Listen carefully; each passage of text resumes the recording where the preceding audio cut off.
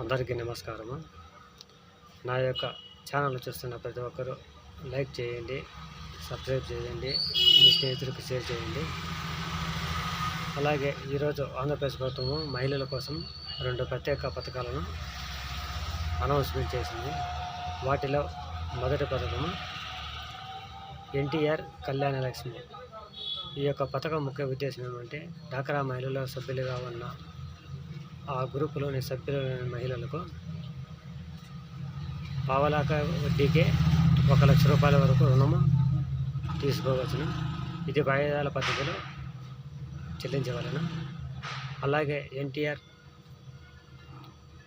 విద్యాలక్ష్మి అనే ఒక కొత్త పథకాన్ని కూడా ఈరోజు తీసుకొచ్చింది.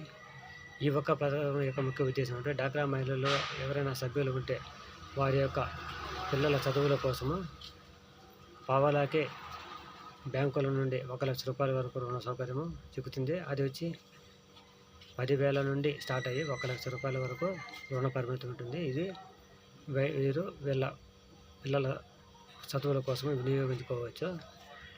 ఈ పథకం యొక్క ముఖ్య ఉద్దేశం ఏమంటే డ్వాక్రా సంఘాలను బలోపేతం చేసి ఆ గ్రూపులోని మహిళలు ఆర్థికంగా అభివృద్ధి చెందడానికి ఈ పథకం ఎంతో ఉపయోగపడుతుంది.